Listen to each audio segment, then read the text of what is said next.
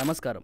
ఈ ఆయుర్వేద హాస్పిటల్ను ఆశ్రయించిన పేషెంట్లు వారి అనుభవాలు పంచుకోవడం జరిగింది. వారు చూసిన ఫలితం ఆధారంగా వారు ఏమంటున్నారంటే, హలో, నా పేరు శ్రావణి మేడం. ఈ మా ఉమాదేవి అనేసి మా అమ్మ క్యాన్సర్తో హాస్పిటల్కి పోయినా మేడం. బయోథెరపీ అంతా ఆపరేషన్ అంతా అయిపోయింది. అమ్మకి తెలియక అంటే పెద్దోళ్ళు వాళ్ళు ఎక్కువ వయసు కొద్దీ దానివల్ల పట్టించుకోకుండా ఉంటారు. మీరు కూడా చాలా మంది అట్లా ఉంటారు. అట్లా ఉండద్దండి. వయసు అనేది ఏం లేదు. పీరియడ్ రాలేదంటే హాస్పిటల్ పోండి, డాక్టర్ దగ్గరకు పోయి చెక్ చేయించుకోవాలా. అప్పుడు మీరు ఏమైనా డిసైడ్ చేసుకోవాలా. అట్లే నిర్లక్ష్యం చేసుకొని ఇంతవరకు అమ్మ తెచ్చుకుంది. మీరు కూడా అట్లా చేసుకోవద్దండి. దీని తెలుగులో గర్భాశయ ముఖద్వారం అంటారు. End part of the uterus that connects vagina is cervix. ఎప్పుడైతే ఈ సర్విక్స్ లోని సెల్స్ అన్కండిషనల్ గా అంటే అన్కంట్రోలబుల్ గా డివైడ్ అవుతూ ఉంటాయో అది క్యాన్సర్ కి లీడ్ చేస్తుంది. అలా ఎందుకు అన్కండిషనల్ గా కానీ అన్కంట్రోలబుల్ గా కానీ ఎందుకు డివైడ్ అవుతాయి, దానికి కారణాలు ఏంటి? మొదటిగా కారణం వచ్చేసి the most dangerous HPV virus.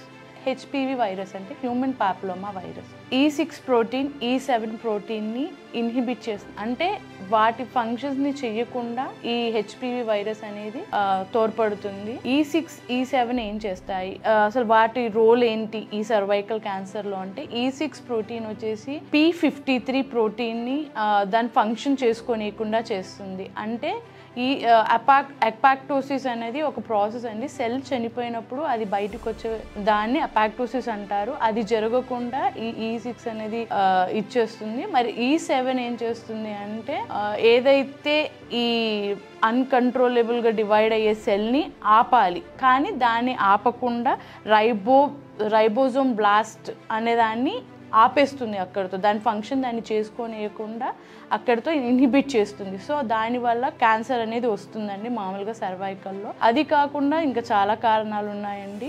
Repeated infections, vaginal ఇన్ఫెక్షన్సే కానివ్వండి, పూర్ వెజైనల్ హైజీన్ అంటారు, week immune system and long term using contraceptive pills అండి. ఇది తెలియని ఒక క్యాన్సర్కి కారణం అవుతుంది. తెలిసి తెలియక చాలామంది ఈ మధ్యకాలంలో కాంట్రాసెప్టివ్ పిల్స్ వాడిస్తూ ఉంటారు రెగ్యులేటరీ లేకుండా. ఒకటే కదా, ఈ మంత్ ఒకటి, బట్ అది లాస్ట్కి వచ్చేసరికి చాలా అవుతుంది. They may be a reason of cervical cancer. కొన్ని రోజులు బాగుంది, కీమోథెరపీ అవి 3 months అట్లా కూడా వాడినాము. మళ్ళా పునర్జన్మ అనేసాను మా మామ చెప్తే కన్నా ఇక్కడికి వచ్చినాం మేడం.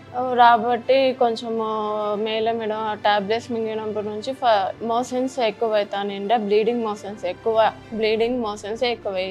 బ్లడ్ కూడా ఏమంతా ఉండేది లేదు. ఈ టాబ్లెట్స్ వాడినప్పుడు బ్లడ్ పెరిగింది, బ్లీడింగ్ అనేది మోషన్ అనేది తగ్గింది. బాగానే ఉంటుంది మేడం. దీన్ని మనము తొందరగా అంటే ఎంత తొందరగా కనుక్కుంటే అంత మంచిది. ఎందుకు కనుక్కోలేకపోతున్నాం తొందరగా అంటే, కొంతమంది ఆడవారు సిగ్గుతోనో బిడియంతోనో చెప్పరండి. వాటికి కనపడే సిమ్టమ్స్ని వాళ్ళు చెప్పలేరు. కొంతమంది భయపడతారు, ఏ చిన్నదే కదా అని నెగ్లెక్ట్ చేస్తారు. కొంతమంది ఏమో సిగ్గుపడతారు, అమ్మో ఇలా ఎలా చెప్పాలి, ఎలా చూయించుకోవాలి అనే ఆలోచనలతోనే ఆగిపోతారు. వీటిలో కనపడే మేజర్ కొన్ని సిమ్టమ్స్ చెప్తానండి నేను. బ్లీడింగ్ పర్ వెజైనా అంటే వెజైనాలో నుంచి రక్తస్రావం జరగడం జరుగుతుంది.